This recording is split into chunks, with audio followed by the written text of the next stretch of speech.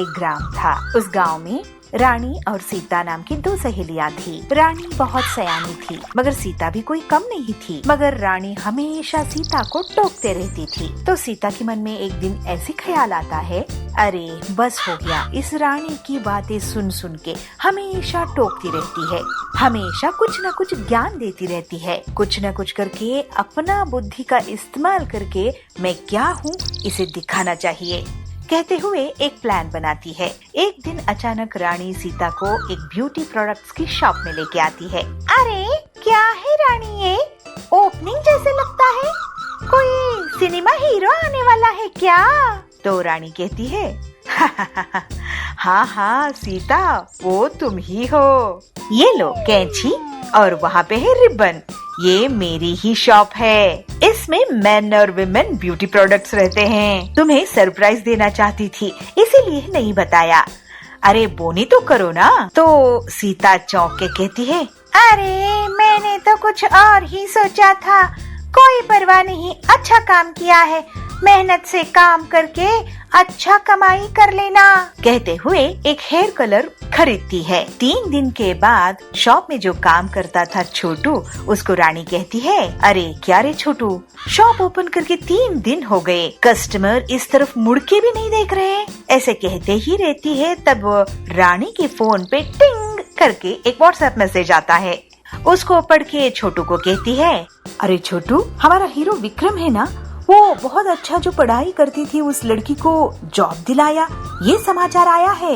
लठ चलाने वाली बुढ़िया को और प्रोत्साहन दिया, बेटे को बैल की तरह इस्तेमाल करके हल जोतने वाला किसान को नया ट्रैक्टर दिलाया। वाह रे वाह विक्रम भाई, टेक अ बो। हाँ दीदी, एक जमाने में चलता फिरता भगवान को साईं बाबा कहते थे।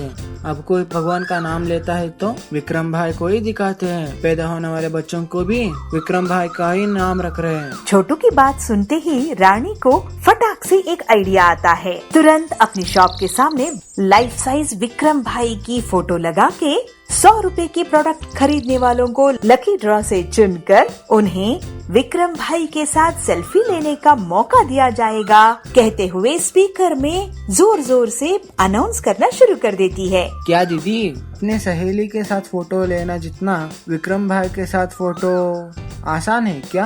अरे छोटू, तू छोटा ही बन के रहेगा क्या? तुम बस देखते रहो मैं क्या करती हूँ कमाल कहती है।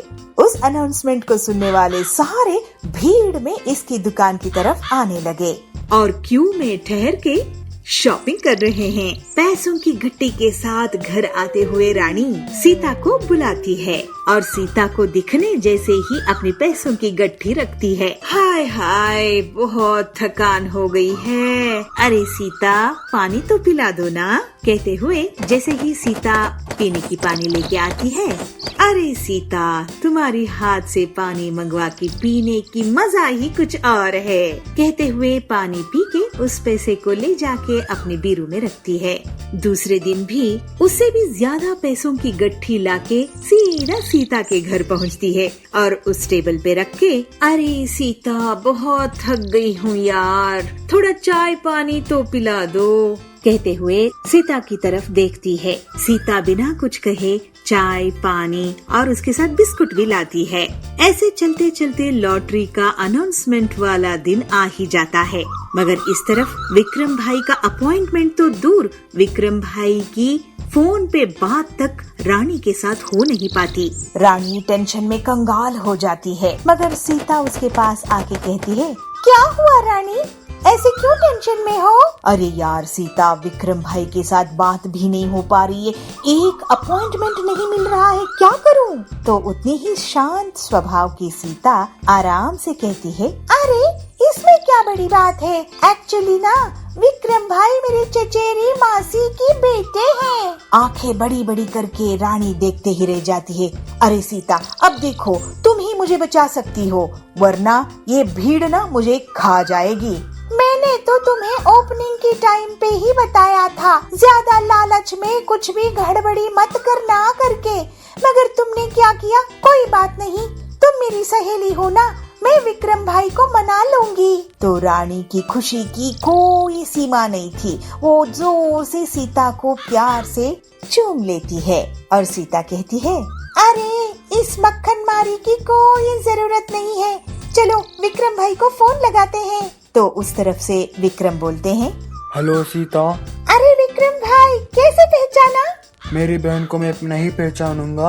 अरे विक्रम भाई, आपकी प्यार का तो कोई सीमा नहीं है। देखिए, मेरी सहेली की एक छोटी सी दुकान है, अगर आप यहाँ पे आ जाएंगे ना तो इसकी व्यापार तो बहुत ऊंचा होगा। सीता, डेट और एड्रेस भेज देना। धन्यवाद विक्रम भाई, हम आपकी राह देखेंगे। इसी खुशी में रानी और सीता दोनों गाना गाने लगते हैं। बंटी एक बहुत ही होशियार मिस्त्री था। इंजीनियर्स भी उससे घर बनाने के पहले सलाह मशवरा करते थे। बंटी बहुत मेहनती था और लोगों की मदद के लिए पैसे भी उधार दे देता था। एक उसकी पत्नी पीलू उससे कहती है, अजी सुनते हो, आप पूरे गांव के लिए घर बनाते हो, लेकिन हमारा खुद का कोई घर नहीं है। बारिश का मौसम आने वाला है, छत की मरम्मत करवानी है, हमारा अपना घर कब होगा? कभी सोचे हो? वो टिल्लू कितनी जल्दी से अपना घर बना लिया, जबकि उसको आपके जितना भी काम नहीं आता है। अरे पीलू, क्यों दूसरों की तरक्की देखकर जल रही हो? बारिश के मौसम के लिए मैं तैयारी कर लूंगा और एक दिन हमारा भी अपना घर होगा, तुम इतना मत सोचो। फिर बंटी अपने दोस्त हरिया को, जो कि ईंट सप्लायर था, उसको सारी बात बताता है। हरिया भाई, तुम मुझे मेरे घर की मरम्मत के लिए ईंट कितने में दोगे? अरे क्या बंटी भाई, तुम्हारी मदद से तो आज मेरा इतना बड़ा कारोबार है। तुम बस बताओ कितनी ईंट चाहिए, तुम्हें ईंट मिल जाएंगी। फिर हरिया बंटी के घर के बाहर एक ट्रॉली ईंट डलवा देता है। उस रात जब बंटी और पीलू सो रहे थे, तभी बंटी को कुछ आवाज आती है, लेकिन जब वो बाहर आता है तो उसे कोई नहीं दिखता। सुबह उठने पर वो ईंटों को गिनता है तो पता है कि कुछ ईंटें कम हो गई थी। अरे लगता है कोई ईंटों को चुरा ले गया है। कौन हो सकता है जी? ऐसे ही अगले सुबह ईंट कम मिलती है तो बंटी परेशान हो जाता है। ये रोज रोज कौन हमारी ईंटों को चुरा रहा है? आज रात मैं पहरेदारी करूंगा। फिर उस रात बंटी जागकर ईंटों की रखवाली करता है। वो एक कोने में छुपकर नजर बना रखता है और थोड़ी ही देर में देखता है कि कुछ बहुत ही छोटी छोटी चिड़िया अपनी अपनी ट्रैक्टर में ईंटों को चुरा कर ले जा रही है। पीलू और बंटी दोनों उनका पीछा करने लगते हैं। फिर जंगल से होते हुए वो छोटी छोटी चिड़िया एक गुफा के अंदर चले गए। दोनों पति पत्नी भी उनके पीछे गए और दूसरी तरफ निकले।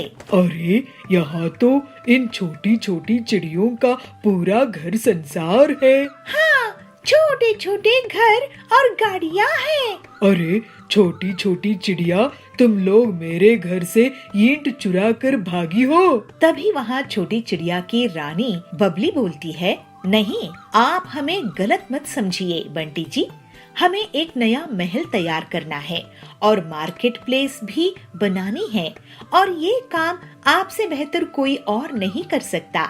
इसलिए हमें आपके घर में चोरी करनी पड़ी और आप हमारे पीछे यहाँ तक आए। ओह, तो ये बात है, मुझे आपके काम आने की खुशी होगी।